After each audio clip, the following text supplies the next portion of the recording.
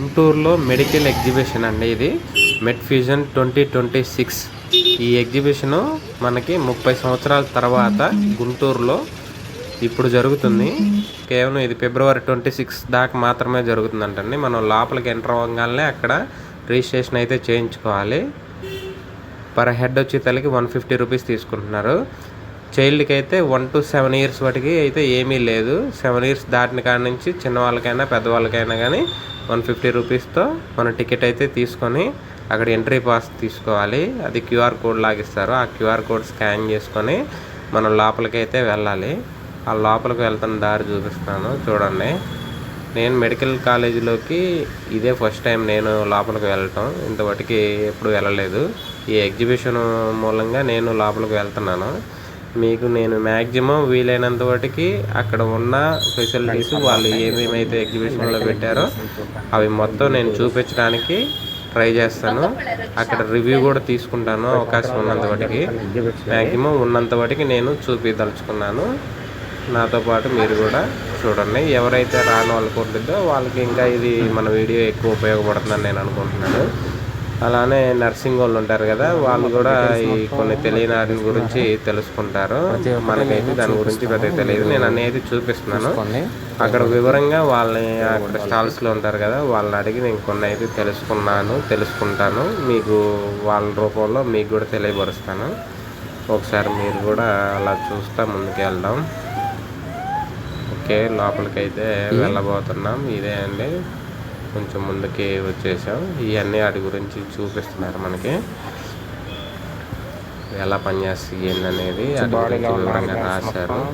ఇంకా మన హ్యూమన్ బాడీలో ఏమేమైతే ఉన్నాయో వాటి గురించి ఆడ మనకి డిస్ప్లేలో చూపిస్తున్నారు.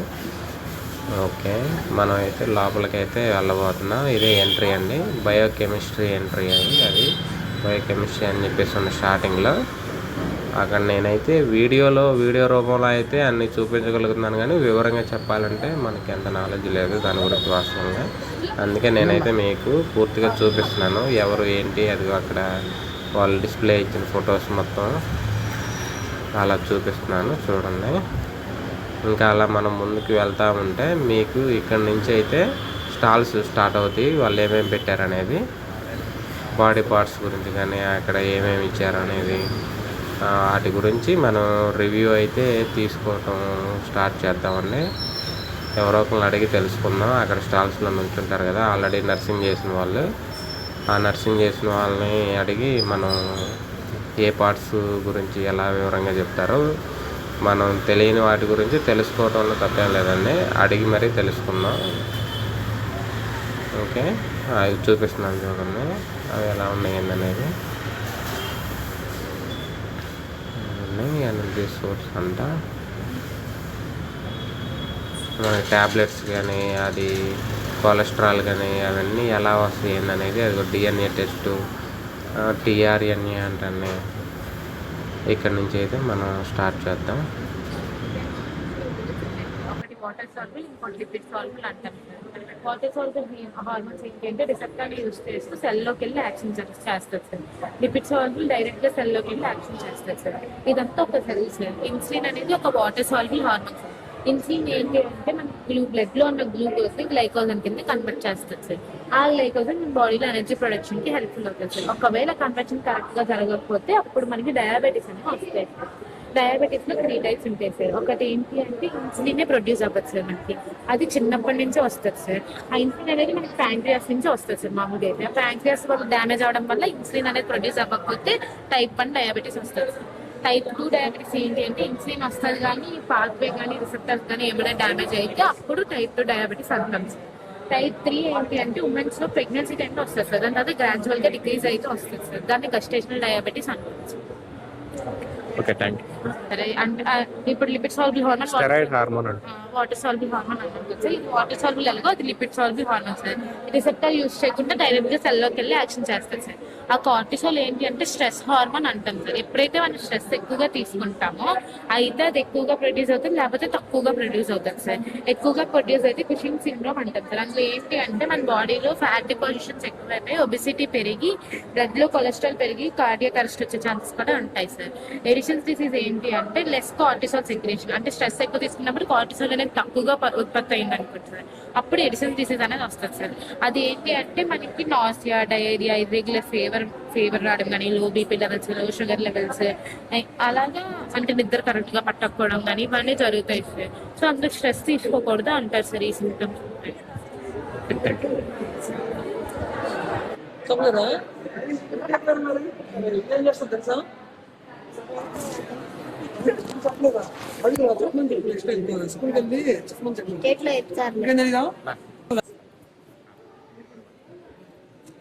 జెనెటిక్ ఇన్ఫర్మేషన్ ని ఎంఆర్ఎన్ఏ అనేది మీడియేటర్ గా యాక్ట్ అయి ప్రోటీన్ లోకి ట్రాన్స్ఫర్ చేస్తుంది. అలా ట్రాన్స్ఫర్ చేయడం ద్వారా ప్రోటీన్ అనేది ఫంక్షనల్ గా మారి మనలో డిఫరెంట్ ఫంక్షన్స్ చేస్తుంది, like haemoglobin, antibody, enzymes, hormones. So మనలో జెనెటిక్ ఇన్ఫర్మేషన్ అనేది డిఎన్ఏ నుంచి ఎంఆర్ఎన్ఏకి, ఎంఆర్ఎన్ఏ నుంచి ప్రోటీన్కి ఫ్లో అవుతుంది. ఈ డిఎన్ఏ, ఎంఆర్ఎన్ఏ, ప్రోటీన్ యొక్క స్ట్రక్చర్స్లో ఏమైనా చేంజెస్ కానీ డిఫెక్ట్స్ కానీ వస్తే మనకి చాలా డిసీజెస్ వస్తాయి మ్యామ్. లైక్ ఎలాంటి డిసీజెస్ అంటే ఇప్పుడు డిఎన్ఏలో ఏమైనా డిఫెక్ట్ ఉంటే మ్యామ్ క్యాన్సర్, హిమోఫీలియా, ఇంజురీ అయితే నాన్ స్టాప్ బ్లీడింగ్ ఉంటుంది మ్యామ్, తలసీమియా ఇలాంటివి వస్తాయి మ్యామ్. ఆర్ఎన్ఏ ప్రోటీన్ యొక్క స్ట్రక్చర్స్లో ఏమైనా డిఫెక్ట్ ఉంటే క్యాన్సర్స్ వస్తాయి మ్యామ్, అల్జిమస్, మతిమరుపు అంటాం, ఇలాంటి డిజార్డర్స్ వస్తాయి మ్యామ్. డయాబెటిక్స్ ఉన్న వాళ్ళు ఈ ఫుడ్ తినకూడదు, ఆపేయాలి.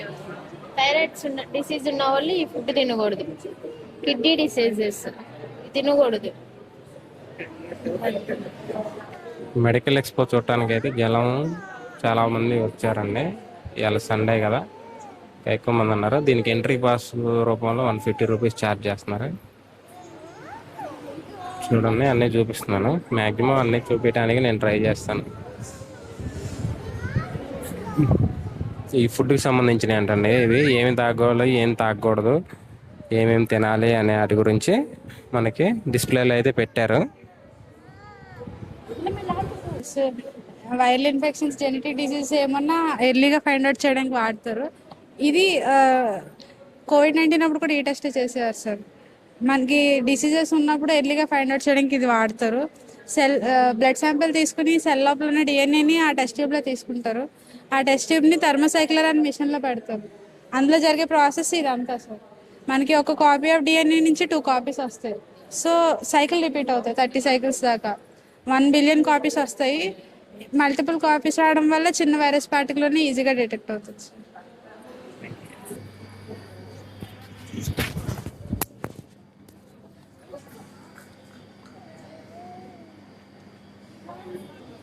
ఇవి ఎక్స్పెరిమెంట్ కెమికల్స్ అంటండి.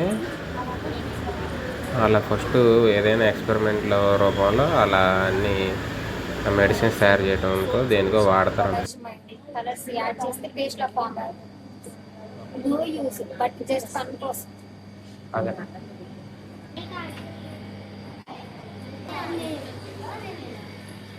ఆర్చి లోపలికి వెళ్ళడానికి డిపార్ట్మెంట్ ఆఫ్ ఫిజికాలజీ అని మమ్మల్ని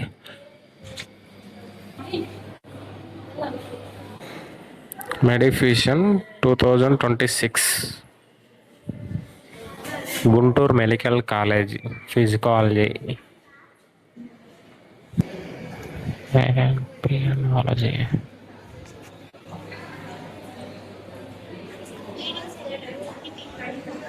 హార్ట్ అన్ని ఆర్గన్స్కి ఎలా బ్లడ్ సప్లై అందిస్తుంది అని.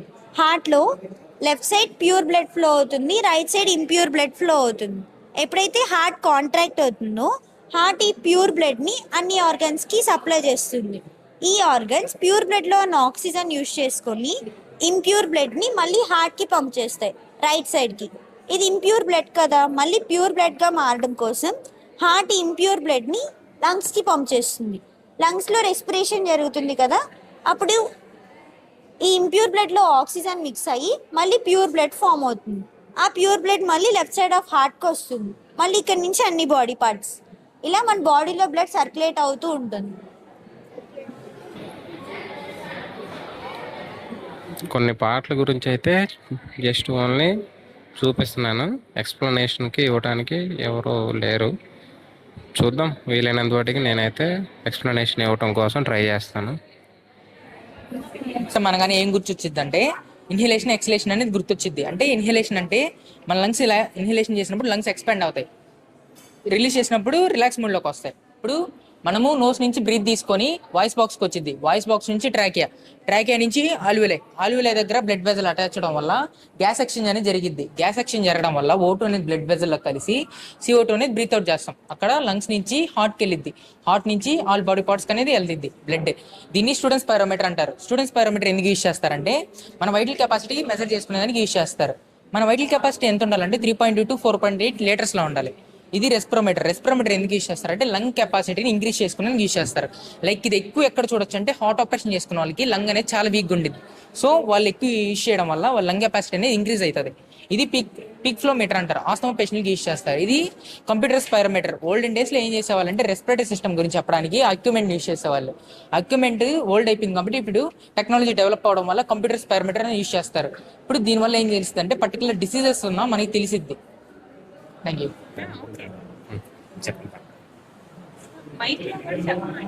సరే. ఇప్పుడు న్యూరాన్ నుండి మజిల్ కి ఇంపల్స్ ఎలా వస్తుందంటే యాక్సాన్ టెర్మినల్ అంటే ఇంపల్స్ రాగానే కాల్షియం ఛానల్స్ ఓపెన్ అయ్యి కాల్షియం లోపలికి వచ్చి డీపోలరైజేషన్ జరిగి సినాప్టిక్ వెసికల్స్ అంటారు. సినాప్టిక్ వెసికల్స్ అన్ని కిందకి జరిగి ఇక్కడ ప్రీ సినాప్టిక్ మెంబ్రేన్ ఫ్యూజ్ అవుతుంది. ఈ ఫ్యూజ్ అయ్యాక వీటిలో ఉన్న న్యూరో ట్రాన్స్మిటర్ అసిటైల్ కొలైన్ అంటారు, అది రిలీజ్ అయ్యింది అక్కడ సినాప్టిక్ లెఫ్ట్ లో రిలీజ్ అయ్యి ఆ న్యూరో ట్రాన్స్మిటర్ మజిల్ సర్ఫేస్ మీద ఏసీజీ రిసెప్టార్ ఉంటుంది, దానికి బైండ్ అవుతుంది. దానికి బైండ్ అయ్యి సోడియం అంతా లోపలికి వెళ్ళి ఇంపల్స్ ట్రాన్స్మిట్ అయ్యి మజిల్ కాంట్రాక్ట్. నాడీ కండర సంద్ అంటండి. సెంట్రల్ న్యూరోవిజన్ సిస్టమ్, కేంద్ర నాడీ వ్యవస్థ. అరే మన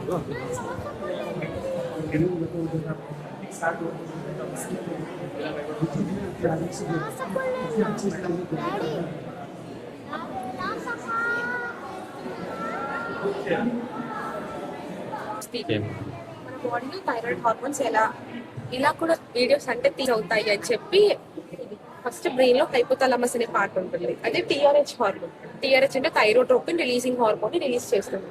అది యాంటీరియర్ పిట్యూటరీ మీద యాక్ట్ అయినప్పుడు anterior pituitary TSH hormone release చేస్తుంది. TSH అంటే థైరాయిడ్ స్టిమ్యులేటింగ్ హార్మోన్. అది థైరాయిడ్ గ్లాండ్ మీద యాక్ట్ అయినప్పుడు thyroid gland T3 T4 hormones. T3 T4 అంటే థైరాయిడ్ హార్మోన్స్, అవి రిలీజ్ చేస్తుంది. మన బాడీలో కావాల్సినంత రాగానే T3 T4 hormones పిట్యూటరీని hypothalamus inhibit చేస్తాయి, ఇంకా చాలు అని. సో అలా నెగిటివ్ ఫీడ్బ్యాక్ అంటాం దీన్ని. ఇలా బ్యాలెన్స్ అవుతుంది.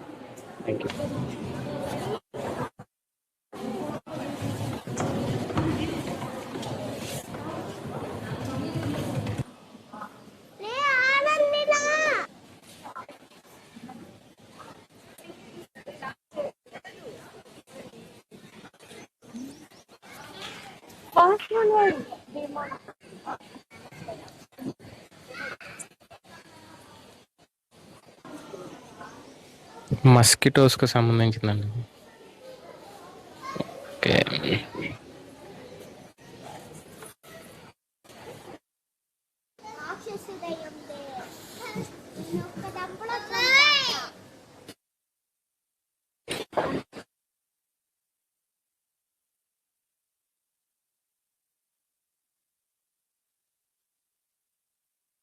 One cup chicken 110 to 150 calories ఉంటుంది.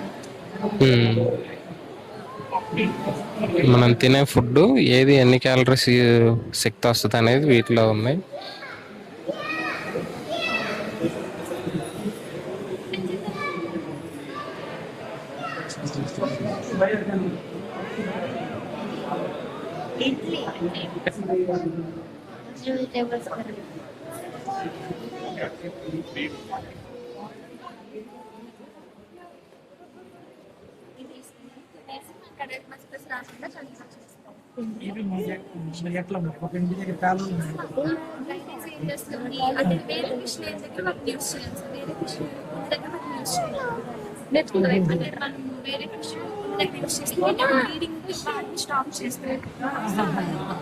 అవి వీటిని తినేస్తాయి, చేపలు తినేస్తాయి.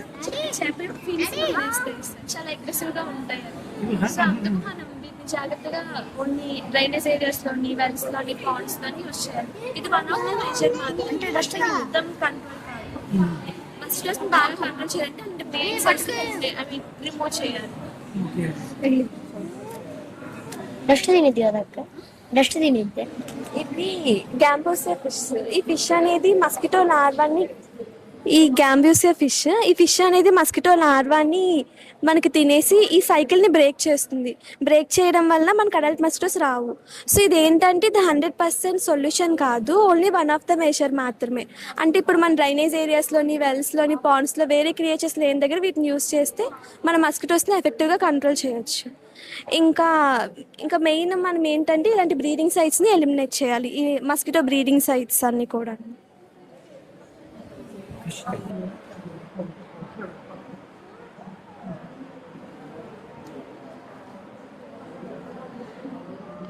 చేసే మెథడ్స్ ఇవేమో టెంపరీ మెథడ్స్, ఇవి పర్మనెంట్ మెథడ్స్ అన్నమాట. టెంపరీ మెథడ్స్ లో ఐయుడి ఒకటి, హార్మోనల్ మెథడ్ ఇవన్నీ ఉంటాయి అన్నమాట. ఐయుడి మెథడ్ లో కాపర్టీ అనే ఇంట్రాయూటరైన్ డివైస్ ప్లేస్ చేస్తే ఈ కాపర్టీ అనేది కాపర్ అయాన్స్ ని రిలీజ్ చేసిద్ది. ఈ కాపర్ అయాన్స్ స్పర్మ్ యొక్క మొటిలిటీని ఆపేస్తాయి అన్నమాట. దానివల్ల స్పర్మ్ వచ్చి ఓవంతో మీట్ అవ్వలేదు. మా పిల్లలకైతే మొత్తం ఇక్కడ ఉన్న బొమ్మలు మొత్తం కావాలంట. సార్ ఎపిడమాలజికల్ ట్రాడ్ అంటే ఒక డిసీజ్ రావడానికి 3 ఫ్యాక్టర్స్ ఉంటాయి: ఏజెంట్, హోస్ట్, ఇంకా ఎన్వైర్న్మెంట్. ఏజెంట్ అంటే ఏదైతే డిసీజ్ కాజ్ చేస్తుంది, లైక్ బ్యాక్టీరియా, వైరస్, పారాసైట్స్ ఇవన్నీ వస్తాయి. హోస్ట్ అంటే ఎవరైతే పీపుల్ ఎఫెక్ట్ అవుతారు, అంటే మన food habits, eating, smoking, drinking habits ఇవన్నీ వేరీ అవుతూ ఉంటాయి. అండ్ ఎన్వైర్న్మెంట్ అంటే ఎక్కడైతే డిసీజ్ స్ప్రెడ్ అవుతుందో. ఈ ఫ్యాక్టర్స్ ఎప్పుడు ఇంటరాక్షన్లోనే ఉంటాయి. ఎప్పుడైతే ఇంబ్యాలెన్స్ వస్తుందో అప్పుడు డిసీజ్ వస్తుంది. సో డిసీజ్ని ప్రివెంట్ చేయడానికి మనం వ్యాక్సిన్స్ తీసుకుంటూ ఉండాలి, ఇంకా మన హెల్త్ ఇంప్రూవ్ చేసుకోవాలి, ఇంకా ఎన్వైర్న్మెంట్ని క్లీన్గా ఉంచుకోవాలి. ఇవి ఫాలో అవుతుంటే మనం డిసీజెస్ని ప్రివెంట్ చేయొచ్చు సార్. ఇది సీవేజ్ ట్రీట్మెంట్ ప్లాంట్ సార్. ఇక్కడ ఏంటంటే industrial waste water, house hold waste water అంతా కలిపి సీవేజ్ అంటాం. దాన్ని మనం డైరెక్ట్గా రివర్లో కలిపేస్తే పొల్యూట్ అయిపోతుంది. కాబట్టి మనం ఏం చేస్తామంటే స్టెప్ బై స్టెప్ క్లియర్ చేసి రివర్లోకి వెళ్తాం. ఫస్ట్ ఇక్కడ స్టార్ట్ అయ్యి సార్ స్క్రీనింగ్ దగ్గర ఏంటంటే floating debris, animal waste, plant waste, plastic waste అంతా ఇక్కడ ఆగిపోద్ది. తర్వాత వాటర్ని స్టోర్ చేస్తాం. తర్వాత అక్కడ నుంచి గ్రిడ్ ఛాంబర్ పంపిస్తాం. గ్రిడ్ ఛాంబర్లో ఏం జరిగిద్ది అంటే ఇక్కడ స్క్రీనింగ్ దగ్గర ఎస్కేప్ అయిన చిన్న చిన్న పార్టికల్స్ అన్ని గ్రిడ్ ఛాంబర్లో ఆగిపోతాయి. తర్వాత ప్రైమరీ సెడిమెంటేషన్ ట్యాంక్. ఇక్కడ ఏం జరిగిద్ది అంటే క్లారిఫైర్ తీయడం వల్ల ఆయిల్, గ్రీజు అవంతా ఆగిపోతాయి. పైకి వస్తాయి ఆయిల్, గ్రీజ్ అంతా. దాన్ని మనం సపరేట్ చేస్తాం. తర్వాత ఏం చేస్తామంటే 6 to 8 hours అలా ఆపేస్తాం కదలకుండా. అప్పుడు ఏం జరిగింది, మట్టి అంతా కిందకి వెళ్ళిపోద్ది కదా, సెడిమెంట్ అయిందని స్లడ్జ్ అంటాం. స్లడ్జ్నేమో స్లడ్జ్ బిట్లో కలెక్ట్ చేస్తాం. వాటర్ మాత్రం ఏరియాస్ ట్యాంక్ పంపిస్తాం. ఏరియాస్ ట్యాంక్ అక్కడ ఏరోబిక్ బ్యాక్టీరియా ఉంటుంది, అది ఆర్గానిక్ వేస్ట్ని డైజెస్ట్ చేసింది. తర్వాత దాన్ని సెకండరీ సెడిమెంటేషన్ ట్యాంక్ పంపిస్తాం. సెకండరీ సెడిమెంటేషన్ ట్యాంక్లో ఏం జరిగింది అంటే ఇక్కడ డైజెస్ట్ అయిన వేస్ట్ ఇంకా బ్యాక్టీరియా అదంతా సెడిమెంట్ అయిపోతుంది. సెడిమెంట్ అయిందని స్లడ్జ్ అంటాం. స్లడ్జ్ బిట్లోకి యాడ్ చేసేస్తాం. దాన్ని కూడా వాటర్ మాత్రం డిజిన్ఫెక్ట్ చేసి రివర్లోకి వదిలేస్తాం. ఇది వ్యాక్సిన్ వేస్తారు కదా, కొంతమంది పిల్లలకి దగ్గు, జలుబు, ఫీవర్, కాఫ్ వస్తుంటుంది కదా, దాంతో పాటు ఏమేమి రావచ్చు అని పిల్లలు ఏడుస్తూ ఉంటారు, ఒళ్ళు నొప్పులు వస్తూ ఉంటాయి, అండ్ ర్యాష్ రావచ్చు, కన్వల్షన్స్, రేర్ కేసెస్లో ఫిక్స్ రావచ్చు. చేస్తాం. పుట్టిన వెంటనే ఈ 3 BCG, హెపటైటిస్ బి, ఓపీవీ 6, 10, 14 వారాలు ఈ 4 ఉంటాయి. First dose, second dose, third dose. 10వ వారంలో ఇది స్కిప్ చేస్తాం మనం, ఇది ఐపీవీ. అండ్ 9 to 12 months ఈ 2 measles, rubella and Japanese encephalitis. 10-16 సంవత్సరాలు టీడీ. మధ్యలో 2 సంవత్సరాల్లోగా 3 బూస్టర్లు, 5 నుంచి 6 సంవత్సరాల్లోగా ఇంకో డిపిటీ బూస్టర్ ఉంటుంది.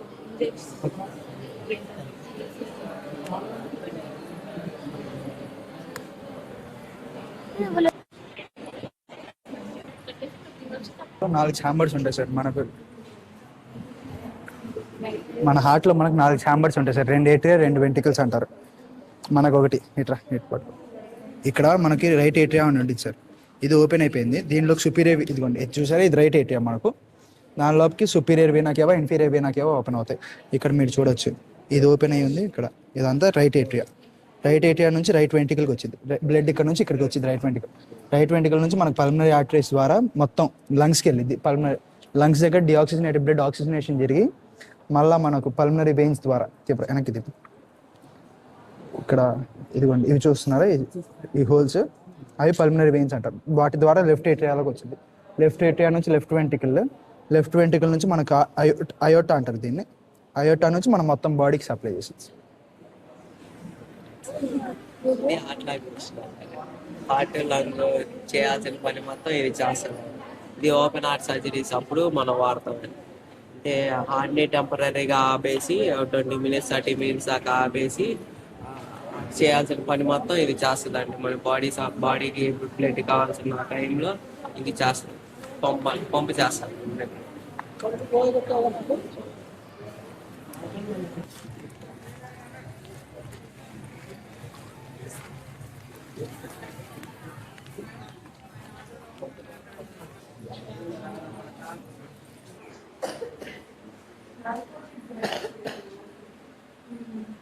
ఆల్కహాల్, టొబాకో, కెనాబిస్ అంటే గంజాయి సార్.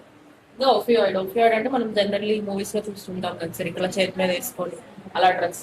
సెడేటివ్ హిప్నాటిక్ డ్రగ్స్ అంటే హాస్పిటల్స్ లో యూస్ చేస్తారు సార్. ఓవర్ డోస్ అయితే అబ్యూస్, హాలుసినేషన్స్. కొన్ని లీవ్స్, ప్లాంట్స్ ఉంటాయి సార్, వాటిని టచ్ చేసినా, స్మెల్ చేసినా ఆర్ తిన్నా సరే హాలుసినేషన్స్ వస్తాయి. ఇన్హెలెంట్ అబ్యూస్ అంటే ఇప్పుడు లైక్ ఆస్తమా ఇన్హేలర్స్, వాటిల్లో కూడా డ్రగ్స్ యూస్ చేస్తారు.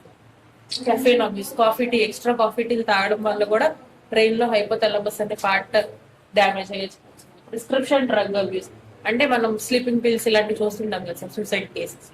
అవి ఎనబాలిక్ స్టెరాయిడ్ అబ్యూస్ అంటే ఎక్కువ స్పోర్ట్స్ మెన్స్ లో చూస్తూ ఉంటారు సార్. వాటి లైక్ గేమ్ కి ముందు స్టెరాయిడ్స్ తీసుకున్నారంటే ఇన్స్టెంట్ ఎనర్జీ, వాటికి వచ్చే side effects liver damage, road accidents, drug and drive, family గొడవలు, medical legal issues, over spending money on drugs, memory impairment, poor grades, depression. 1 minute time ఇస్తాను, fast గా solve చేసి బస్ కావాలి.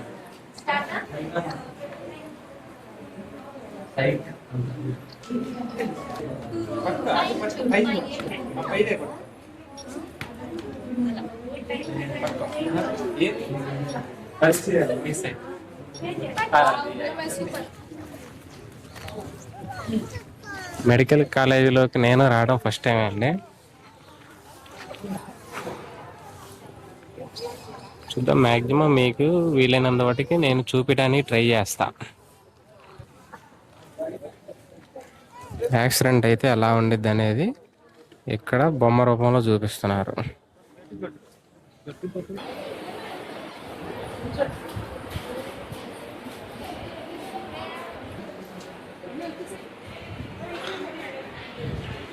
ఇంజెక్షన్ రూమ్,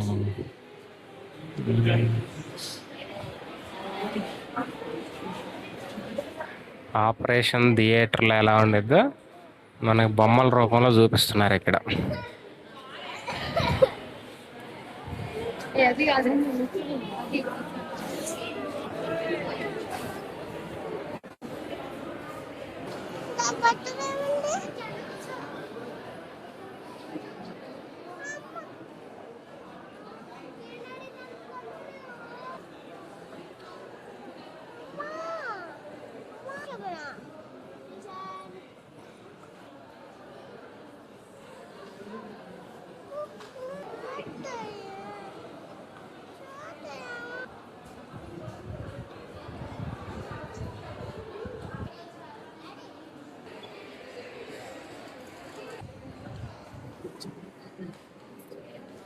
ఇవన్నీ types of kidney stones.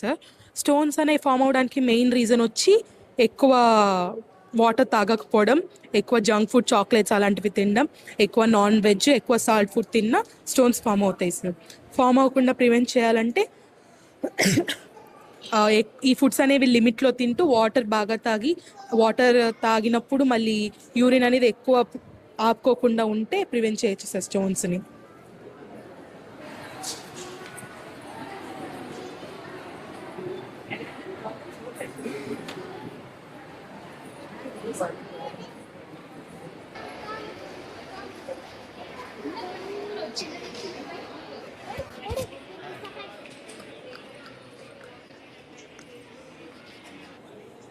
Normal delivery గురించి మనకి ఇమేజ్లో చూపిస్తున్నారు. అంటే దీని గురించి ఎక్స్ప్లెయిన్ చేసేవాళ్ళు లేరు, లేదంటే దాని గురించి కూడా మ్యాక్సిమం ట్రై చేసాను ఎక్స్ప్లెయిన్ చేయడం కోసం. ఈ గర్భసంచిలో వచ్చే క్యాన్సర్స్ అనమాట. మామూలుగా మెయిన్గా వచ్చేవి 3 types of cancers: endometrial cancer, ovarian cancer, cervical cancer. ఈ క్యాన్సర్స్ అనేవి హెచ్పివి వైరస్ ద్వారా వస్తాయి అన్నమాట. ఈ హెచ్పివి వైరస్ నుంచి ప్రొటెక్షన్ కోసం మనకి ఈ 4 వ్యాక్సిన్స్లో ఏదో ఒక వ్యాక్సిన్ వేస్తారనమాట. మనకి మెయిన్గా వేసేది బైవాలెంట్ హెచ్పివి వ్యాక్సిన్. ఈ వ్యాక్సిన్ అనేది 14 years కన్నా తక్కువ ఉన్న వాళ్ళకి 2 doses వేస్తారు, 15 years కన్నా ఎక్కువ ఉన్న వాళ్ళకి 3 doses వేస్తారు అనమాట. ఇది ఎన్ఎన్కే3 బేబీ అనమాట. మదర్లో కనుక ఫోలిక్ యాసిడ్ డెఫిషియన్సీ కనుక వస్తే బేబీ ఇలా పుట్టిద్ది అనమాట. ఇది కనిపించేది ఎర్రగా ఉండేది బ్రెయిన్, దీనిపైన పుర్రె ఫామ్ అవ్వదు బేబీకి. ఒక్కొక్కసారి బేబీకి ఇలాగ ఉండొచ్చు, ఫోలిక్ యాసిడ్ డెఫిషియన్సీ వస్తే ఇక్కడ పెద్ద సంచిలాగా రావచ్చు.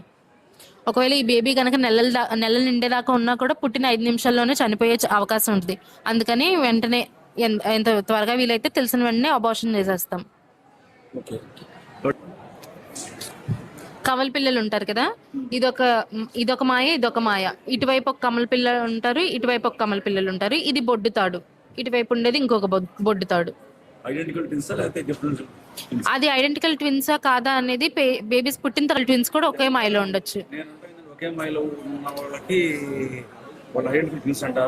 లేదు అలా కాదు, లేదు అలా కాదు. చూడ్డానికి ఒకేలా ఉంటే ఐడెంటికల్ ట్విన్స్. వాళ్ళు వేరు అనమాట. ఫైబ్రాయిడ్స్ అంటారు కదా, ఆడవాళ్ళలో వస్తుంది. ఇదంతా గర్భాశయము, ఇది ఒక గడ్డ, ఇది ఒక గడ్డ. దీన్ని అంటే కోసి సగం చేశారనమాట. సో ఇటువైపు ఉండేది ఇది, రెండు ఇలా అంటే ఒకటి అవుతుంది అనమాట. ఇదొక గడ్డ, ఇదొక గడ్డ, ఇదొక గడ్డ. ఇవి అండాశయాలు ఉంటాయి కదా, గర్భసంచికి పక్కనే 2 అండాశయాలు ఉంటాయి. దానిలో వచ్చే గడ్డ అనమాట ఇది. మ్యాలిగ్నెంట్ అంటే క్యాన్సర్ ఉన్న గడ్డ. ఇది పెరిగి ఇంత పెద్ద సైజ్ అవుతుంది అనమాట. ఇదంతా అండాశయంలో ఉండే గడ్డ మాత్రమే. పక్కన అండాశయం చిన్నగా ఉండుంటది, దానిలో వచ్చే గడ్డ మాత్రమే ఇది. క్యాన్సర్ గడ్డ. అవును, చేయించాలి. ముందే ఒక పరీక్ష ఉంటుంది, తర్వాత ఒక పరీక్ష ఉంటుంది. ముందు చేసేది రక్త పరీక్ష, CA-120. FNAC అది థైరాయిడ్, బ్రెస్ట్ వీటికి చేస్తారు. FNAC అండాశయాలకు చేయరు. CA-125 అని ఫస్ట్ రక్త పరీక్ష ఒకటి ఉంటుంది. అంటే క్యాన్సర్ కానికరక గడ్డ అవునా కాదా అని తెలుసుకోవడానికి రక్త పరీక్ష చేస్తారు. దానిలో ఒక వాల్యూ అని ఉంటుంది. 30 వరకు నార్మల్, 30 కంటే దాటిందంటే క్యాన్సర్ గడ్డలాగా లెక్క. తీసిన తర్వాత హిస్టోపెథలాజికల్ ఎగ్జామినేషన్ అంటారు, అంటే ముక్క పరీక్ష. బయటికి తీసిన తర్వాత చేసే ముక్క పరీక్ష. ఇది వచ్చేసరికి ఇది బేబీ అను ప్లసంటా కలిపి, అంటే అబార్షన్. నార్మల్గా కొంతమందికి అబార్షన్లు అవుతూ ఉంటాయి, కారణాలు మనకు తెలియవు. సో కనుక బేబీ అను. ఎప్పుడైనా మాస్ క్యాజువాలిటీస్ ఉంటే, అంటే ఎక్కువ మంది పేషెంట్స్ ఇంజూర్ అయ్యారన్నప్పుడు వాళ్ళని ట్రీట్ చేయడానికి ఇలా కలర్ కోడింగ్ బ్యాండ్స్ ఇస్తాం సార్. ఈ bands based on patient severity ఇస్తారు. రెడ్ ఇచ్చారంటే వెంటనే కాపాడాలి, లైక్ క్రిటికల్ కండిషన్స్లో ఉన్నారన్నప్పుడు రెడ్ బ్యాండ్స్ ఇస్తాం. లేదు కొంచెం లేట్ అయినా పర్లేదు, ట్రీట్మెంట్ ఇచ్చి కాపాడొచ్చు. ఇన్ కేస్ ఆఫ్ ఫ్రాక్చర్స్ అప్పుడు ఎల్లో బ్యాండ్స్ ఇస్తాం. లేదు కొంచెం మైనర్ ఇంజురీస్తో, చిన్న కట్స్ కానీ అబ్రేషన్స్తో ఉన్నారన్నప్పుడు గ్రీన్ బ్యాండ్స్ ఇస్తాం. లేదా చనిపోయారు, బ్రతికే ఛాన్స్ లేదు వాళ్ళకి అన్నప్పుడు బ్లాక్ బ్యాండ్స్ ఇస్తాం. ఈ బ్యాండ్స్ ఇక్కడ అసైన్ చేశాకే హాస్పిటల్కి తీసుకెళ్ళడం జరుగుతుంది సార్. సో ఎమర్జెన్సీలో ఎవరిని ఫస్ట్ కాపాడతామని ఒక ఆర్డర్ ఆఫ్ ప్రయారిటీ ఇది. అని థ్యాంక్ యూ సార్. రక్త సేకరణ కేంద్రం వాహనం అండి.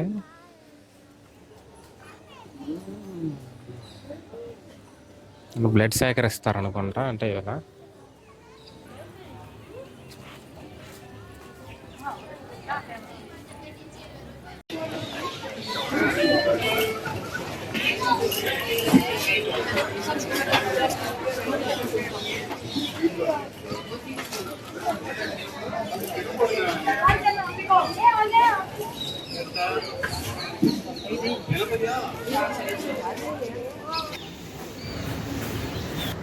మనం చూస్తుంది అయితే కళ్ళకు సంబంధించినవి అండి. ఇక్కడ ఉన్న విడి భాగాలు మొత్తం ఐస్, మన కన్ను గుడ్డు ఎలా ఉంటుంది, లోపల అవి ఓపెన్ చేస్తే ఎలా ఉంటుంది ఏంటి మొత్తం అలా వివరంగా అన్ని డిస్ప్లేలో చూపిస్తున్నారు. కానీ వీటి గురించి రివ్యూ తీసుకోవడానికి అయితే నాకు ఎవరు కనపడలేదు. లేదంటే వీటి గురించి కూడా నేను రివ్యూ తీసుకోవడానికి ట్రై చేసేవాడిని. మన కళ్ళల్లో లెన్స్లో వేస్తారు కదండి, అవి అనుకుంటా అవేవో సీడీ రూపంలో మనకి పెట్టారు, అంటే పొరలు అనుకుంటా. పాతకాలంలో అలా చేసేవాళ్ళంట కంటి ఆపరేషను. దాని గురించి చూపిస్తున్నారు. మన కళ్ళల్లో ఏదైనా కెమికల్ పడితే వాటి గురించి డిస్ప్లే ఉన్నాయి. కళ్ళు ఏదన్నా తేడాగా ఉంటే చూపించుకోవాలి. ఇది ఒక ఐ టెస్ట్ అలా చెక్ చేస్తారండి. వేరే ప్లేస్కి అయితే వెళ్తున్నాం మనం. చూడండి, అంటే ఈ డిస్ప్లేలో మొత్తం అన్నీ వాళ్ళైతే అరేంజ్ చేసి పెట్టారు, కానీ మనం అన్నీ క్లారిటీగా క్లియర్ కట్గా అయితే చూపించలేకపోతున్నాను. మ్యాక్సిమం వీలైనంత వాటికి నేను చూపించాలి అని అనుకున్నంత వాటికి అయితే నేను చూపించగలను అక్కడ డిస్ప్లేలో పెట్టి. చిన్నపిల్లలకి ఇక డిస్ప్లే రూపంలో, అంటే పల్లెటూరు వాతావరణంలో ఆ కోళ్ళు, గేదెలు, పిల్లులు అవన్నీ అలా అరేంజ్ చేసి పెట్టారు వాళ్ళు. ఎలా ఉండేది వాతావరణం అని వాటికి సంబంధించినవి ఇక్కడ ఏవో రాశారండి. ఇది కరోనా అప్పుడు అలా మాస్కులు అవన్నీ పెట్టుకున్నట్టుగా ఆ బొమ్మకి అరేంజ్ చేశారు. నాకు డిస్ప్లేలో మొత్తం అన్నీ వాళ్ళు వివరంగా పెట్టారులే, కానీ మనం అన్నీ వాటి గురించి అయితే చెప్పేవాళ్ళు, క్లియర్గా చెప్పేవాళ్ళు అయితే మనకి తగలలేదు, లేదంటే అడిగేవాళ్ళని.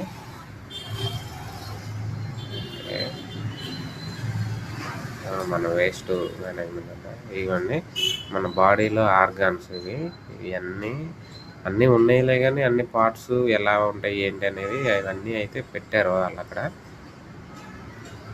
అయితే మనం అన్నీ తీసి చూపించలేకపోయాను. బ్రెస్ట్ అంట అలా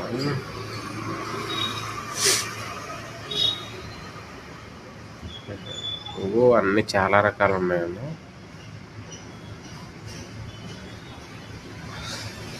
ఎవరు వెళ్ళకుండా రిబ్బన్లు అయితే కట్టారు లోపలికి వెళ్ళకుండా, అయితే అన్నీ పడేస్తారు కదా.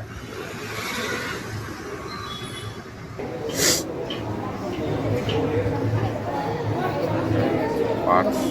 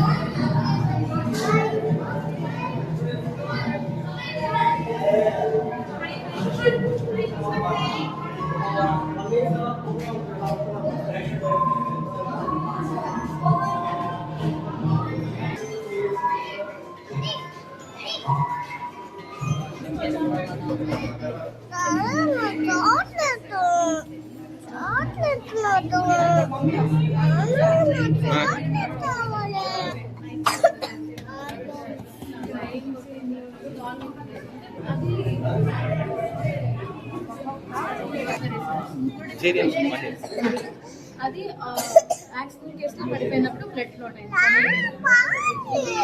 మర్డర్ కేసులో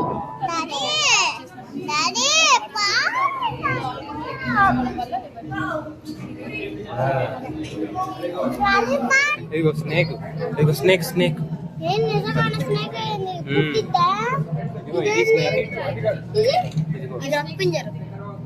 ఏది రక్త పెంజరా? ఇక రక్త పెంజరా ఇది cobra, king cobra.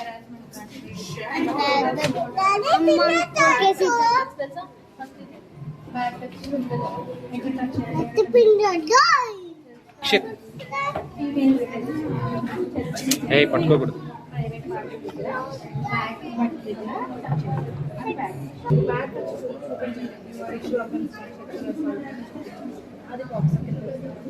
Complete style less than 18 అంటే మోర్ దాన్ 18 ఏం లేదని కాదు, లెస్ దాన్ 18 ఆ కేసులో